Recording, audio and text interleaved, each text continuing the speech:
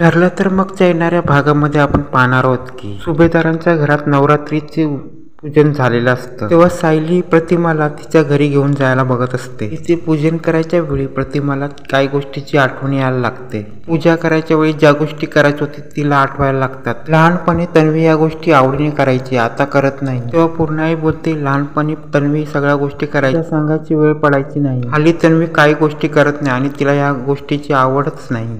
बघा सायलीला किती गोष्टीमध्ये आवड आहे आणि या गोष्टीमध्ये तिचं कौतुक करायचं कमी आहे. मला तन्वीची झलक सायलीमध्ये दिसते.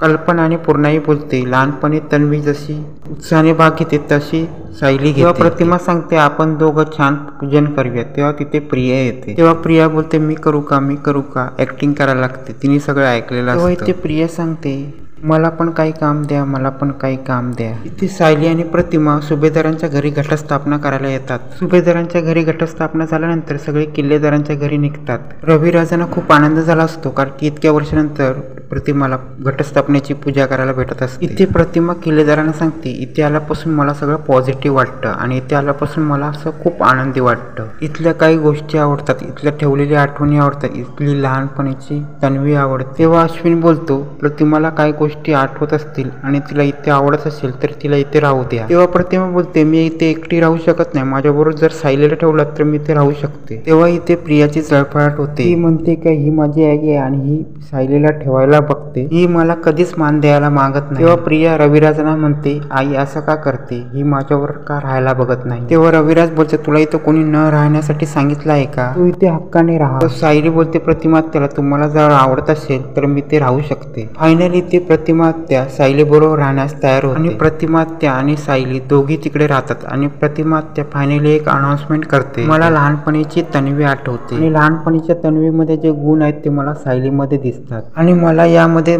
सायलीच माझी मुलगी अशी वाटते. प्रिया इथे गडबडते आणि बोलते, आई तू काय बोलतेस. तेव्हा प्रतिमा बोलते, तुम्हाला माझ्या मनातल्या गोष्टी कळणार नाहीत, पण जे माझ्या मनात आहे ते मी तुम्हाला सांगते. तेव्हा प्रतिमा बोलते, मी निर्णय घेतलाय. तेव्हा पूर्णाई बोलते, कसला निर्णय घेतला. तेव्हा प्रतिमा त्या सांगायला लागते, या सर्वांमध्ये तुम्हाला माहित आहे की सायली अनाथ आहे. मी तिची आई, रविराज तिचे बाबा. तिचं लग्न झालं असलं तरी आम्ही तिचं पालकत्व स्वीकारतो. मी तिची आई आणि हे तिचे बाबा म्हणून तिने स्वीकारावं. तेव्हा रविराज बोलतात, तुलाच काय, इथे आल्यापासून मला हिच्यात माझ्या मुलीचे गुण दिसत आहेत. तू म्हणत असेल तर हिला पालकत्व द्यायचं तर मी तयार आहे. प्रतिमा तिची इच्छा बोलून दाखवते आणि रविराजाने तिला मान्यता दिली आहे. त्यामुळे ते प्रिया फार चिडते. तेव्हा प्रतिमा बोलते, तुला चालेल ना सायली. तेव्हा सायली खूप आनंदी होते आणि तिच्या डोळ्यात आनंदी अश्रू येतात आणि सायली रडायला लागते.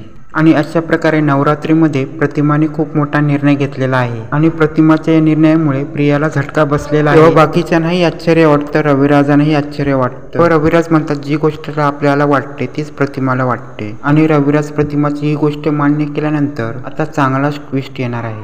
जर यांनी सायलीचं पालकत्व स्वीकारलं, प्रॉपर्टीचे पण हिस्से होणार आहे का, कोणाचं काय आणि कोणाचं काय. तेव्हा प्रियाला प्रॉपर्टीची चिंता वाटू लागते. तेव्हा प्रिया हा विषय काढणार आणि तेव्हा काहीतरी खूप मोठं घडणार. तेव्हा सायलीला प्रतिमा आणि रविराजने मुलगी म्हणून स्वीकारलं आणि प्रॉपर्टीची हिस्सेदारी होणार का आणि प्रतिमा कोणता मोठा निर्णय घेणार हे पाहणे महत्त्वाचे ठरणार आहे.